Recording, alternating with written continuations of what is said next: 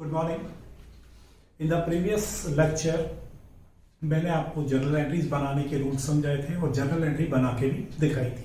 Now अब मैं उसी के आगे क्वेश्चंस को आपको सॉल्व करना बता रहा हूं कि आप जर्नल एंट्री किस तरीके से जर्नल बुक में रिकॉर्ड करेंगे। यहाँ पे एक क्वेश्चन मैंने आपके सामने सॉल्व किया हुआ है।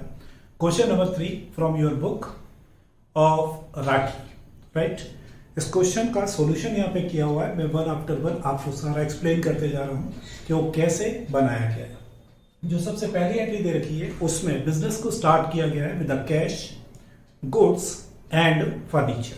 तो यहाँ पर तीन एंट्री अलग अलग बन सकती हैं because all the investments whether it is goods और कैश और फर्नीचर, ये तीनों ही हमारे लिए कैपिटल कहलाएंगे। तो हम यहाँ पे तीन अलग अलग एंट्री कर सकते हैं। Cash account debit to capital account, फिर सेकंड है stock account debit to capital account and third entry हो सकती है furniture account debit to capital account. Because क्योंकि ये तीनों ही चीजें कैपिटल का पार्ट, तो यहां पर हम इन तीन एंट्रीज को अलग अलग करने के बजाय इसको मिक्स कर सकते हैं। That is known as compound entry. अगर आप चेक करेंगे तो इन तीनों एंट्रीज को अगर हम अलग अलग बनाते हैं तो तीनों में एक अकाउंट कॉमन आ रहा है, वो है कैपिटल अकाउंट, जो तीनों एंट्री में अलग अलग आ रहा है। जैसे मैंने आपको बताया cash account debit to capital account, then stock account debit to capital account and then furniture account debit to capital account, right. तो ये तीनों में आप देखें तो कैपिटल अकाउंट तीनों में क्रेडिट आ रहा है। तो इन तीनों एंट्रीज को हम एक साथ मर्ज कर सकते हैं, मतलब एक ही एंट्री में तीनों ट्रांजेक्शन्स को इन्वॉल्व कर सकते हैं। That is known as compound entry. Compound entry आप कब कर सकते हैं? जब एक ही दिन में कई सारे ट्रांजेक्शन्स होते हैं जिनमें कोई एक कॉमन अकाउंट होता है, तो ऐसे ट्रांजेक्शन्स को हम मर्ज कर सकते हैं। तो पहली चीज ये कि ट्रांजेक्शन जो भी मर्ज किए जाएंगे वो सिर्फ एक ही दिन के ट्रांजेक्शन होंगे, एक पर्टिकुलर डेट के, और उसके बाद उनमें कोई एक कॉमन अकाउंट होना चाहिए। तो यहां पर चूंकि फर्स्ट ऑफ अगस्त को हमने तीन अलग अलग चीजों के साथ में बिजनेस को स्टार्ट किया है, तो तीन एंट्रीज बनाते हुए ना हमने उसको मर्ज कर दिया है। तो तीनों में कैपिटल अकाउंट कॉमन है और तीनों ही एक ही डेट की एंट्रीज हैं, इसलिए एक कंपाउंड एंट्री यहां पर की गई है। तो cash account debit, stock account debit, furniture account debit to capital account, ये तीनों की अलग अलग एंट्री करने के बजाय टोटल हमने सबकी एक साथ एंट्री की है। Total of the capital becomes 30,000। Okay, अब इसके बाद जो अगली चीज है वो ये है कि यहां पर आपको हर ट्रांजेक्शन के साथ में एक नरेशन लिखना होता है। That is compulsory part of the journal entry. अगर आप नरेशन नहीं लिखेंगे तो you can lose your marks, ठीक है। नरेशन का मतलब होता है जो भी आपने ट्रांजेक्शन किया हुआ है उसको ब्रीफ में लिखना। अब ऐसे यहां पे मैंने लिखा हुआ है कमेंस्ड बिजनेस, ठीक है। जब भी बिजनेस कमेंस किया जाएगा, स्टार्ट किया जाएगा, तो ऑब्वियसली ये कैपिटल का इन्वेस्टमेंट होगा, इसलिए एंट्री लिखी है, उसके नीचे कमेंस्ड बिजनेस लिख दिया गया है। दैट शोज कि हमने इन चीजों के साथ में बिजनेस को स्टार्ट किया है। ओके, नेक्स्ट ट्रांजेक्शन जो यहां पे दिया है वो है purchase account debit to cash account. Okay, अब purchase account debit to cash account, इसमें जो ट्रांजेक्शन है दैट इज गुड्स परचेज्ड, सिर्फ इतना लिखा हुआ है। जब भी सिर्फ इतना लिखा हुआ है कि गुड्स परचेज्ड या गुड्स सोल्ड, और उसके आगे कोई भी इंफॉर्मेशन नहीं है कि हमने उसको कैश में खरीदा है या फिर उधार खरीदा है, ठीक है, तो आप इसको कैश ट्रांजेक्शन मान के चलेंगे, राइट। अगर इसके साथ में किसी का नाम दे दिया जाता है, जैसे गुड्स परचेज फ्रॉम राम, और उसके आगे स्पेसिफाई नहीं किया गया है कि वो कैश में है या क्रेडिट में है, तो हम उसको क्रेडिट में मान के चलेंगे। तो जब भी ट्रांजेक्शन में आपको किसी का नाम दे रखा है और कुछ स्पेसिफाइड नहीं किया है कि वो कैश में है या क्रेडिट में है, तो उसको क्रेडिट मान के चलेंगे। और जब ट्रांजेक्शन में किसी का नाम नहीं दे रखा है और कुछ भी नहीं दे रखा है कि आपने कैश में खरीदा या क्रेडिट में, तो आप उसको हमेशा कैश मान के ही चलेंगे। तो according to transaction goods purchased, अगर ऐसा लिखा है तो आप उसको कैश मान के चलेंगे। गुड्स परचेज्ड फॉर कैश लिखा है तो भी वो कैश ट्रांजेक्शन होगा, और goods purchase from x for cash तो भी वो कैश ट्रांजेक्शन ही होगा। तो यहां पे हमें देखना है what is coming and what is going. तो goods are coming and cash are going. जो भी आने वाली चीज होती है उसको आप डेबिट करते हैं, और जो भी जाने वाली चीज होती है उसको आप क्रेडिट करते हैं। तो गुड्स आर कमिंग इसलिए डेबिट होंगे, और कैश इज गोइंग इसलिए क्रेडिट होगी, राइट। अब इसके साथ मैंने आपको यह भी बताया था कि गुड्स अकाउंट को हम अलग अलग नाम से क्लासिफाई करते हैं। जब हम गुड्स को परचेज करते हैं तो गुड्स की जगह हम परचेज अकाउंट का यूज करेंगे। जब गुड्स को हम सेल करेंगे तो गुड्स अकाउंट की जगह सेल का यूज करेंगे, सेल अकाउंट। अगर गुड्स रिटर्न होते हैं तो हम उसको परचेज रिटर्न या सेल्स रिटर्न का नाम देंगे, गुड्स का नाम यूज नहीं करेंगे, क्योंकि गुड्स, खाली गुड्स अगर हम अकाउंट ओपन करते हैं तो दैट में क्रिएट लॉट ऑफ प्रॉब्लम्स, जहां पे आपको फाइनली एनालिसिस करने में काफी प्रॉब्लम आती है। तो इसलिए हम गुड्स अकाउंट को अलग अलग नाम से ओपन करते हैं, purchase account, sales account, purchase return and sales return. ठीक है, और ये जो रिप्लेसमेंट है या ये जो नाम है, ये सिर्फ गुड्स को रिप्लेस करेंगे, किसी और चीज को नहीं। और गुड्स का मतलब होता है कि जिस चीज में आप रेगुलर डेज में या रेगुलर एक्टिविटीज में डील करते हैं वही गुड्स कहलाता है। गुड्स, उसके अलावा जो भी चीज आप खरीदेंगे वो गुड्स की डेफिनेशन में नहीं होगी, और जो गुड्स की डेफिनेशन में नहीं होगी उसके लिए आपको परचेज सेल, परचेज रिटर्न या सेल्स रिटर्न अकाउंट ओपन नहीं करना है। उस पर्टिकुलर चीज का अकाउंट ही आपको ओपन करना पड़ेगा। ओके, तो यहां पर हुआ goods purchase account debit to cash, because goods are coming, तो गुड्स आ रहा है, हम परचेज कर रहे हैं, तो यहाँ पे हम उसको रिप्लेस करेंगे परचेज अकाउंट से, और कैश इज गोइंग, तो यहाँ पे हम लिखेंगे टू कैश अकाउंट। उसके बाद लिखा है गुड्स सोल्ड। ठीक है, अगेन वही चीज आ गई है कि यहाँ पे भी गुड्स सोल्ड दे रखा है, कैश में या क्रेडिट में नहीं दे रखा है, तो हम उसको कैश मान के ही चलेंगे। राइट, अब यहां पर हम एनालाइज करेंगे तो what is coming and what is going. When we are selling goods तो obviously goods will go and cash will come. तो आने वाली चीज कैश को हम डेबिट करेंगे, जाने वाली चीज गुड्स को हम क्रेडिट करेंगे, बट उसकी जगह हम नाम लिखेंगे सेल्स अकाउंट। तो cash account debit to sales account, ये एंट्री हमने करी 4000 रुपीज से। उसके बाद अगला जो ट्रांजेक्शन दे रखा है goods purchase from Sunil for cash, यहां पे नाम भी दे रखा है लेकिन उसके बाद स्पेसिफाई किया हुआ है कि हमने उससे कैश में परचेज किया हुआ है, तो it will be considered as cash transaction. अगर क्वेश्चन में सिर्फ इतना लिखा होता है कि गुड्स परचेज फ्रॉम सुनील, आगे कुछ नहीं लिखा है, तो हम उसको क्रेडिट मान के चलेंगे। ओके, तो यहां पर what is coming and what is going, obviously if we are selling goods और purchasing goods, we are purchasing goods, goods are coming, and what is going, cash is going, क्योंकि हमने cash में payment किया है। Right, तो यहां पर purchase account debit to cash account होगी ये एंट्री। अगर यहां पे कैश नहीं होता तो फिर हम कैश को रिप्लेस करते हैं यहां पे सुनील से, क्योंकि वो उधार ट्रांजैक्शन हो जाता, उधार में हमारे पास से जाता कुछ नहीं है। जब कुछ नहीं जाता है तो हम ये देखते हैं कि where from it these are coming, तो उसका नाम हम लिखते हैं। राइट, तो एंट्री हो गई purchase account debit to cash account, narration हो गया goods purchase from Sunil for cash. Okay, ये मेरा जो मैंने यहां पे बनाया हुआ है दैट इज ये जर्नल बुक है, और ये जर्नल बुक का पेज नंबर 1 है, पेज नंबर 1, और यहां पर ये पेज नंबर 2। जैसे आपकी कॉपी होती है, कॉपी में 1 पेज 2 पेज 3 पेज ऐसे आप आगे चले जाते हैं, बोर्ड पर स्पेस बहुत ज्यादा नहीं है, तो इसलिए मैंने 1 पेज यहां बनाया है और 1 पेज यहां पर बनाया हुआ है। सेम फॉर्मेट यहां पे लिखा हुआ है, date particulars LF debit amount credit amount, date particulars LF debit amount and credit amount. LF का जो कॉलम है प्रैक्टिकली अभी आपको उसका कोई यूज नहीं है, वो सिर्फ और सिर्फ आपको बनाना है, उसमें कुछ लिखने की अभी जरूरत नहीं है। ठीक है, लेकिन उस कॉलम को आप स्किप नहीं करेंगे। राइट, अब जैसे ही आपका एक पेज ओवर हो जाता है, मतलब वहां पे अब स्पेस आपके पास नहीं है, तो आप उस पेज का टोटल लगाएंगे। डेबिट का टोटल डेबिट के कॉलम में अलग लगाएंगे, और क्रेडिट का टोटल जो है वो क्रेडिट वाले कॉलम का अलग लगाएंगे। ऑब्वियसली आपने जनरल एंट्री में सभी को जितना डेबिट है उतना ही क्रेडिट किया है। It is the accounting system. जो ड्यूअल एस्पेक्ट कंसेप्ट है वो ये कहता है कि जितना डेबिट होता है एग्जैक्टली उतना ही क्रेडिट भी होगा। तो ऑब्वियसली कि यहां पे आपके डेबिट और क्रेडिट की जो अमाउंट होगी, जितना आपने डेबिट किया है उतना ही क्रेडिट किया है, तो टोटल आपके दोनों के सेम आने चाहिए। ठीक है, अगर आपके टोटल सेम नहीं आ रहे हैं तो आपकी कहीं ना कहीं मिस्टेक है। दूसरा ये कि whenever you make the entry, तो हमेशा याद रखें कि आपकी डेबिट में जितनी अमाउंट है उतना ही क्रेडिट अमाउंट आनी चाहिए, इन दोनों में कोई डिफरेंस नहीं आना चाहिए। एक एक एंट्री में आपको एक चीज ध्यान रखनी है, कंपाउंड एंट्री करते वक्त ऐसी मिस्टेक्स होती हैं कि आपकी डेबिट और क्रेडिट की अमाउंट जो है वो अलग अलग हो जाती हैं। तो you have to be very careful when you are making compound entry. Okay, then अब आप इसका टोटल लगाएंगे, दोनों का टोटल जो भी आ रहा है वो आप लगाएंगे। यहाँ पे आ रहा है 37,200। अगर आप यहाँ पर एक और एंट्री लिख देते हैं तो उसका टोटल चेंज हो जाएगा। It is not material for us, आपके सामने जितनी एंट्री आ रही है आपका उसका टोटल लगाना है। किसी का पेज बड़ा होता है, किसी का पेज छोटा होता है, तो नंबर ऑफ एंट्रीज ज्यादा और कम हो सकती है, उसके कारण टोटल जो है इंडिविजुअल पेज का वो अलग अलग हो सकता है, राइट।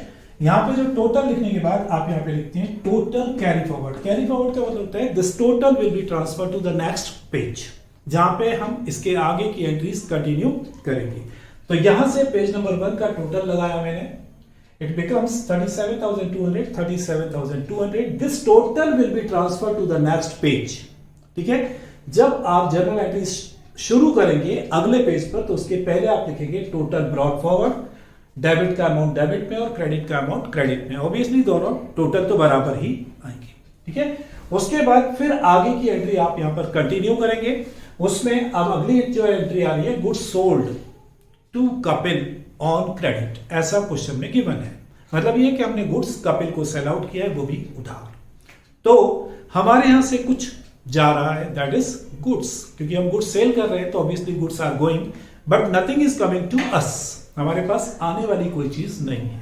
तो हमारा जो अगला क्वेश्चन होता है वेयर दे आर गोइंग, तो they are going to Kapil, means Kapil will be receiver according to personal account, debit the receiver. तो हम यहां पर रिसीवर कपिल को डेबिट करेंगे and what is going goods, उसकी जगह आप सेल्स अकाउंट को क्रेडिट करेंगे। तो इस तरीके से Kapil account debit to sales account, ये आपकी एंट्री हो जाएगी, राइट। अगली एंट्री आपको दे रखी है स्टेशनरी परचेज की गई है। ओके, अब स्टेशनरी इज नॉट गुड्स, आपने यहां परचेज जरूर किया है लेकिन वो क्या चीज है, बहुत ही स्पेसिफिक चीज है stationery, that is not goods. तो यहां पर आप परचेज अकाउंट का यूज नहीं करेंगे। यहां पर जो अकाउंट आएगा वो आएगा स्टेशनरी अकाउंट, जो स्पेसिफिक चीज आपने खरीदी है उसी के अकाउंट को आपको लेना पड़ेगा। ठीक है, तो stationery is coming, therefore it will be debited. तो स्टेशनरी अकाउंट को डेबिट किया and what is going, cash is going, जाने वाली चीज को आप क्रेडिट करेंगे। तो यहां पर आपने लिखा stationery account debit to cash account और नरेशन लिखा stationery purchased, right. After that some goods are return by Kapil, Kapil ने कुछ गुड्स रिटर्न किए हैं, तो हमने उसको बेचे थे इसलिए उसने हमको रिटर्न किए हैं। तो देवर से, और अब वो वापस हो रहा है, तो account will be named as sales return. Goods are coming back, हमारे पास आने वाली चीज क्या है, गुड्स। लेकिन ये गुड्स जो हैं हम गुड्स अकाउंट के नाम से नहीं लिखेंगे, बल्कि या तो ये होगा परचेज या फिर होगा सेल्स रिटर्न। तो obviously these are not purchased, question में स्पेसिफाइड किया हुआ है कि ये जो है ये परचेज नहीं है बल्कि सेल्स रिटर्न है। तो यहां पे गुड्स अकाउंट को आपको नाम देना होगा sales return. Goods are coming, इसलिए आप उसको डेबिट करेंगे लेकिन परचेज के नाम से नहीं, क्योंकि ये परचेज नहीं है, ये सेल्स रिटर्न है। सेल्स रिटर्न हमने किया डेबिट, और अब उसके बाद हमारे पास से जा कुछ रहा है, तो यहां पे हमने उधार बेचा था तो वो वापस आएगा, तो क्या हम उसको पैसा देंगे, ऑब्वियसली नॉट। तो हम यहाँ पे गुड्स रिसीव जरूर कर रहे हैं लेकिन हम उसके बदले में उसको पैसा वापस नहीं कर रहे हैं, कुछ नहीं दे रहे हैं। तो फिर हमें ये देखना होगा कि where from these are coming back, तो these are coming back from the Kapil. तो यहां पर कपिल जो गिवर है उसको क्रेडिट करेंगे, तो sales return account debit to Kapil account, ये हमारी एंट्री होगी। उसके बाद आगे हम आते हैं, हमने पे किए सैलरी टू महेश। ठीक है, अब अगर हम इसको एनालाइज करते हैं तो व्हाट हैपन, हम सैलरी पे कर रहे हैं, cash will go, Mahesh will receive, and payment काय के लिए कर रहे हैं, हम सैलरी के लिए कर रहे हैं। ओके, जब किसी स्पेसिफिक काम के लिए हम पेमेंट कर रहे हैं और वो हमें मेंशन्ड है कि हम किस काम के लिए पेमेंट कर रहे हैं, तो it becomes immaterial for us कि हम उसको किसको पेमेंट कर रहे हैं, हमारे लिए वो पर्सन अनइम्पॉर्टेंट हो जाता है।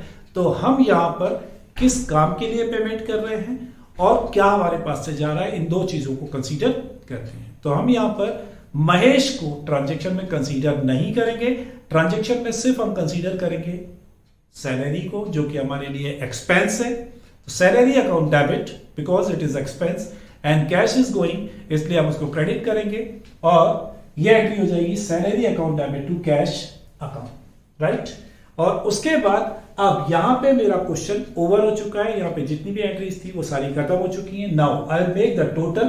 तो ये जो मैंने ऊपर लिखा हुआ है टोटल पिछले पेज का, उस टोटल में रेसिडुअल जो एंट्रीज मैंने यहां पे की हैं उनकी अमाउंट को आपको ऐड करना होगा, और जो भी टोटल आएगा वो आप यहां पे लिखेंगे this will be the grand total of this question. ठीक है, तो सॉल्व करने का तरीका आपको समझ में आया कि जनरल एंट्रीज को आपको कैसे सॉल्व करना है। सबसे पहले आपको कॉलम्स याद रखने की, कॉलम्स कौन कौन से बनेंगे, डेट होगा, पर्टिकुलर होगा, एलएफ होगा। ठीक है, एलएफ का कॉलम जो है वो छोटा सा बनेगी क्योंकि उसमें आपको कुछ लिखने की जरूरत नहीं होती है। Then amount debit and amount credit. ठीक है, एक टोटल पर जब सारी एंट्रीज आपकी कंप्लीट हो जाती हैं, जितनी भी एंट्रीज एक टोटल पर एक पेज पर आती हैं, उसके बाद आप उस पेज का टोटल करते हैं, उस टोटल को अगले पेज पर ब्रॉड फॉरवर्ड करते हैं if the question is not complete till now. ठीक है, उसके बाद आप आगे की एंट्री उसमें कंटिन्यू करते हैं और पिछले टोटल में आगे की एंट्रीज का टोटल करके ग्रैंड टोटल लगाते हैं। अगर मान लो सेकंड पेज पर भी आपका क्वेश्चन खत्म नहीं हो रहा है तो सेकंड पेज पर आप टोटल लगाएंगे और ये टोटल थर्ड पेज पर कैरी फॉरवर्ड होगा। ठीक है, और फिर वहां जाकर जब कंप्लीट होगा तो ग्रैंड टोटल आप लगाएंगे।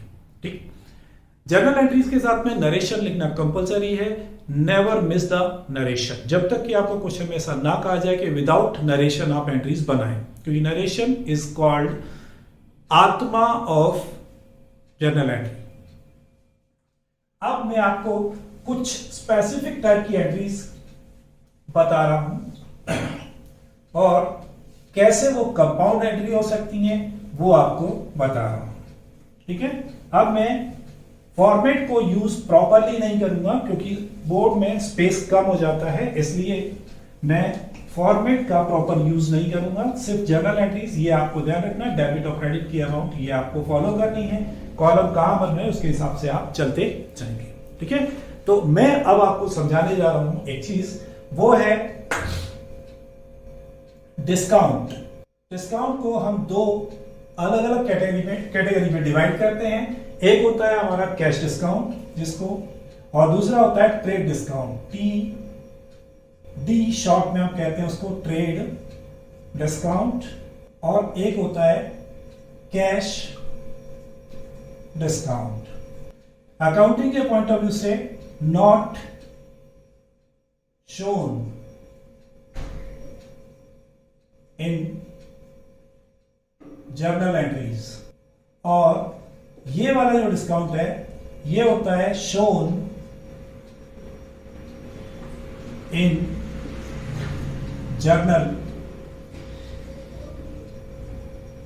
एंट्रीज।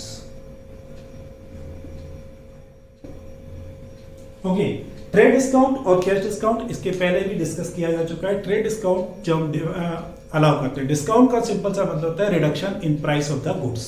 ठीक है, जब आप कोई सामान खरीदने के लिए जाते हैं तो आपको दुकानदार, जो शॉपकीपर होता है, सेलर होता है, वो आपकी रिक्वेस्ट, समटाइम्स आपकी रिक्वेस्ट होती है, कई बार वो अपनी तरफ से आपको डिस्काउंट ऑफर करता है। डिस्काउंट ऑफर करने का मतलब ये हो गया है कि जो नॉर्मल प्राइस होती है उससे कुछ कम आपको उसको पे करना होगा, that is known as discount. ठीक है, अब डिस्काउंट में फर्दर दो कैटेगरी हो जाती हैं, trade discount and cash discount. जो ट्रेड डिस्काउंट होता है that is offered normally to all customers. ठीक है, लेकिन वो डिफरेंट पॉइंट ऑफ व्यू से दिया जाता है। पहला होता है to promote the new product in the market, to launch the new product in the market, जिससे ज्यादा से ज्यादा कस्टमर्स उसके साथ में जुड़े, इसलिए हम उनको प्राइस कम करके सेल करते हैं। दूसरा होता है कि to attract the customer to purchase more quantity, ज्यादा से ज्यादा वो परचेज करें, ज्यादा क्वांटिटी परचेज करें तो वो आपको डिस्काउंट अलाउ करेगा। अगर आप कम क्वांटिटी खरीदेंगे तो वो आपको डिस्काउंट अलाउ नहीं करेगा। इन दैट केस कस्टमर डिस्काउंट के लालच में ज्यादा क्वांटिटी खरीदता है। ठीक है, तो वो भी ट्रेड डिस्काउंट का ही पॉइंट ऑफ व्यू होता है कि कोई कस्टमर ज्यादा क्वांटिटी में गुड्स खरीदे तो हम उसको डिस्काउंट ऑफर करते हैं, है ना, तो उससे वो उसको अट्रैक्ट करता है। अकाउंटिंग के पॉइंट ऑफ व्यू से अपन बात करें तो trade discount is not shown in the books of account. Journal entry में आप इसको कहीं पर भी नहीं दिखाते हैं, सिर्फ और सिर्फ कैलकुलेशन में आप इसको यूज करते हैं। कैलकुलेशन के बाद जो फाइनल अमाउंट आती है माइनस करने के बाद, उस अमाउंट पर आपको एंट्री करनी होती है। और आपको डिस्काउंट एंट्री में कहीं पर भी दिखाने की जरूरत नहीं होती है। ठीक है। दूसरा होता है cash discount. Cash discount is offered to attract the customer to make early payment and get discount. Customer आपका टाइम पर या टाइम से पहले पेमेंट करे, इसके लिए आप उसको लालच देते हैं डिस्काउंट का, जिससे कि आपका पैसा जल्दी रिकवर होता है और बैड डेट्स की प्रोबेबिलिटी कम हो जाती है। ठीक है। तो इसको आपको बुक्स ऑफ अकाउंट में दिखाना होता है, या तो आप डेबिट करते हैं या क्रेडिट करते हैं। दैट डिपेंड्स कि आप डिस्काउंट अलाउ कर रहे हैं या आप डिस्काउंट रिसीव कर रहे हैं। If you allow the discount then discount account will be debited, and if you receive the discount तो आपको डिस्काउंट अकाउंट क्रेडिट करना पड़ेगा, क्योंकि in that case it will become your income. अब एक ही क्वेश्चन में डिस्काउंट अकाउंट मतलब ट्रेड डिस्काउंट भी हो सकता है और कैश डिस्काउंट भी हो सकता है। तो first of all we have to subtract और calculate trade discount. After that उसको घटाने के बाद जो हमारी वैल्यू बचती है वो हमारी परचेज या सेल की वैल्यू होती है, जिस पर हमें परचेज अकाउंट या सेल्स अकाउंट को डेबिट या क्रेडिट करना होगा। उसके बाद उसमें से जितना पैसा हम पे करेंगे या हमको मिलेगा उसके ऊपर ही कैश डिस्काउंट कैलकुलेट होगा, और इस तरीके से कैश की जो अमाउंट है वो डिस्काउंट के इक्विवेलेंट अमाउंट से कम हो जाएगी, जिसको डिफरेंशियल अमाउंट को हम डिस्काउंट के नाम से एडजस्ट करेंगे। ओके, मैं यहाँ पे एक ट्रांजेक्शन लिख रहा हूं और उसको फिर आपको सॉल्व करके बताता हूं कि कैसे आप उसको करेंगे। Purchased goods from Ram rupees 90,000 at 10% trade discount and 5% cash. Okay, ये क्वेश्चन जो आपके सामने लिखा हुआ है इसको आप कैसे इंटरप्रेट करेंगे और अकाउंटिंग में उसको कैसे यूज करेंगे उसको समझना बहुत जरूरी है। यहां पर लिखा हुआ है purchase goods from Ram at value दे रखी है जो भी वैल्यू है, उसके बाद लिखा हुआ है at 10% trade discount and 5% cash discount. मैंने आपको बताया कि कैश डिस्काउंट का कंसेप्ट तभी एप्लीकेबल होगा when the cash is paid और रिसीव्ड। जब तक कैश में पेमेंट नहीं हो रहा है, हम नहीं कर रहे हैं या सामने वाला हमको नहीं कर रहा है, तब तक वहां पे कैश डिस्काउंट एप्लीकेबल नहीं होगा। अब इस क्वेश्चन में लिखा हुआ है कि गुड्स हमने परचेज किया है राम से, मतलब नाम दे रखा है कि आपने किससे गुड्स को परचेज किया है। आगे कहीं पर भी क्वेश्चन में यह नहीं लिखा हुआ है कि हमने उसको कैश पेमेंट किया हुआ है। ठीक है, ऑफ कोर्स कि क्वेश्चन में आपको गिवन है कि 5% कैश डिस्काउंट है, बट ऐसा कहीं नहीं लिखा है कि हमने उसको कैश पेमेंट किया है। तो जब तक यहां पर लिखा नहीं हो कि कैश पेमेंट किया गया है और किसी पर्सन का नाम दे रखा है जिससे हमने गुड्स खरीदा है, तो transaction will be considered as credit transaction only, and in case of credit transactions cash discount consider नहीं किया जाएगा और कैश का कोई मूवमेंट नहीं होने से कैश डिस्काउंट को यहां पर नहीं लेंगे। तो अब कैलकुलेशन के पॉइंट ऑफ व्यू से जो हमारा गुड्स है, ठीक है, ये इसकी नॉर्मल प्राइस है जो कि 90,000 है। ये आपका सिर्फ कैलकुलेशन पार्ट है, जनरल एंट्री नहीं है। इसमें से आप माइनस करेंगे ट्रेड डिस्काउंट 10% जो कि 9,000 होगा, 81,000 ये होगी हमारी वैल्यू ऑफ परचेज। ठीक है, और अब इसमें से कोई कैश पेमेंट नहीं हो रहा है। ठीक है, तो सिंपली आपको इसी वैल्यू को लेकर और एंट्री करनी होगी। अब एंट्री के अकॉर्डिंग हम जाएंगे तो what is coming and what is going. Coming goods है लेकिन जाने वाली कोई चीज नहीं है, तो हम ये देखेंगे कि where from these are coming, तो these are coming from Ram. तो एंट्री होगी हमारी ये जर्नल एंट्री। सबसे पहले हम डेबिट करेंगे परचेज अकाउंट टू राम और 81,000 ये हमारी परचेज की वैल्यू हो जाएगी और नरेशन आ जाएगा गुड्स बॉट एट 10% TD। ये हमारा ट्रांजैक्शन ओवर हो गया। यहां पर कैश नहीं था इसलिए कैश डिस्काउंट को कंसीडर नहीं किया गया है। ओके, और अब मैं इसी चीज में लिटिल बिट चेंज करता हूं, मतलब ये कि अभी मेरी एंट्री इस ट्रांजेक्शन के अकॉर्डिंग कंप्लीट हो चुकी है। अब मैं इसमें चेंज कर रहा हूं और उस चेंज के साथ साथ इसमें एंट्री भी चेंज हो जाएगी। तो इसी को आगे बढ़ाता हूं मैं और आगे लिखता हूं we paid 50% amount immediately and availed CD. ठीक है, अब क्वेश्चन वही था, थोड़ा सा उसमें एक्सटेंशन किया और क्वेश्चन का पूरा मीनिंग बदल गया। अब यहां पर एक क्वेश्चन बता रहा है कि हमने 90,000 का गुड्स 10% ट्रेड डिस्काउंट पर खरीदा है, साथ में 5% कैश डिस्काउंट का ऑफर दिया गया था, उसके लिए हमने 50% पेमेंट उसको इमीडिएटली कर दिया। तो इसका मतलब ये हुआ कि जितना पेमेंट हम करेंगे उस पर हमें यहाँ पे कैश डिस्काउंट भी मिलेगा, तो यहां पे हमें कैश डिस्काउंट भी कंसीडर करना होगा। अब कैलकुलेशन आपको फिर से बता रहा हूं, यहां पर सबसे पहले नॉर्मल प्राइस है आपकी, जो कि कितनी थी 90,000। इसमें से पहले अपन ने माइनस किया टीडी 10%, 9,000, रिमेनिंग अमाउंट हो गई 81,000।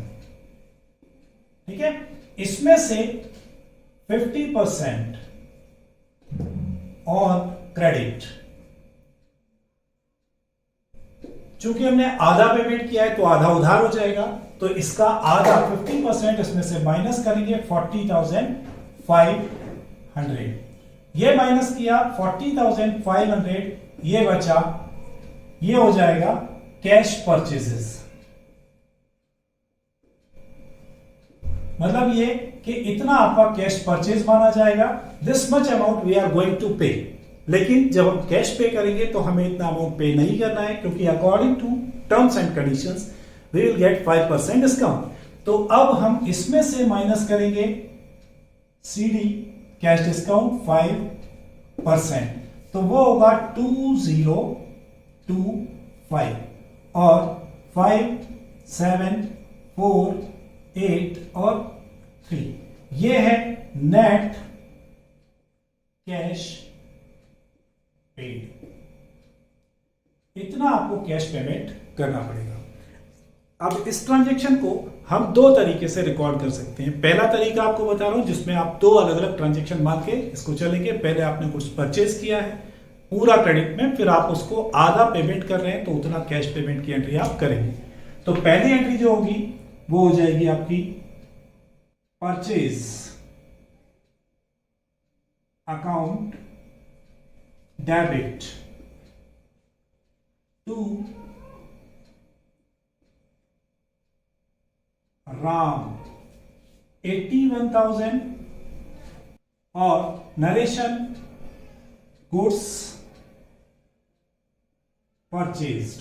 फिर सेकेंड एंट्री, जब हम राम को पेमेंट करेंगे तो Ram debit to cash account और to discount received account. Okay, और अब इस तरीके से यहां पर हमने इन दो एंट्रीज को बनाया। अब हम इसमें से पेमेंट कितना कर रहे हैं, पेमेंट जो हमें करना है वो है 40,500, 50%, लेकिन इसके लिए हमने एक्चुअल जो पेमेंट किया है वो है 38475 और बाकी का है 2025। यह हमारा कैश डिस्काउंट है। तो यहां पर 50% कैश पेड एंड की जगह एट 5% सी। ये हमारी दो एंट्रीज हो गई हैं। अब ये दो एंट्रीज एक्चुअली हम इंस्टेंटली उसको आधा पेमेंट कर रहे हैं, तो हमें दो एंट्री नहीं बना के एक ही एंट्री बनानी चाहिए। लेकिन अगर आपको नहीं समझ में आता है तो आप दो एंट्रीज बना के इसको कर सकते हैं। अब इन दो एंट्रीज को मैं कंबाइंड कैसे कर रहा हूं वो आप देखें। ठीक है, इसको कंपाउंड एंट्री में कन्वर्ट कर रहा हूं। तो ये मैं यहां का हिस्सा मिटा रहा हूं, ठीक है, और इसको आपको एक्सप्लेन करते जाता हूं। चलो मैं पहले आपको एक्सप्लेन करता हूं। यहां पे आपने लिखा है purchase account debit to Ram. इस एंट्री में राम आ रहा है और परचेज आ रहा है। अब इस एंट्री में जो हमारी सेकेंड एंट्री है उसमें भी राम आ रहा है, कैश आ रहा है, डिस्काउंट आ रहा है। तो इन दोनों एंट्रीज में सिर्फ और सिर्फ राम जो है वो कॉमन आ रहा है, लेकिन एक में डेबिट में, एक में क्रेडिट में, मतलब एक दूसरे के अपोजिट साइड में। ठीक है, तो यहां पर कॉमन एंट्री है बिकॉज क्योंकि दोनों एंट्री में राम नाम का अकाउंट आ रहा है। तो हम क्या करेंगे कि यहां पर जो राम है डेबिट है, यहां का राम क्रेडिट है। तो ये वाला जो राम है इसकी अमाउंट छोटी है, तो ये पूरा राम यहां से क्या हो जाएगा, कैंसिल हो जाएगा, और छोटे वाले राम में से उतनी अमाउंट, बड़े वाले राम में से उतनी अमाउंट क्या हो जाएगी, माइनस हो जाएगी। तो ये रह जाएगा आपका 40,000 और 500। ठीक है, और उसके बाद अब कोई भी अकाउंट आपका कॉमन नहीं है। तो अगर हम इस एंट्री को चाहें तो ऐसे भी कर सकते हैं, purchase account debit 81,000 to Ram, उधारी में जो खरीदा है 40,500, फिर जितना हमने कैश पे किया है वो यहां आ जाएगा, टू डिस्काउंट आ जाएगा, और इस तरीके से ये दो एंट्री की एक एंट्री बन गई है, purchase account debit to Ram, to cash account and to discount received account. Amount यहां पर सारे आपके हैं, आप चेक कर लें, डेबिट और क्रेडिट दोनों बराबर होने चाहिए।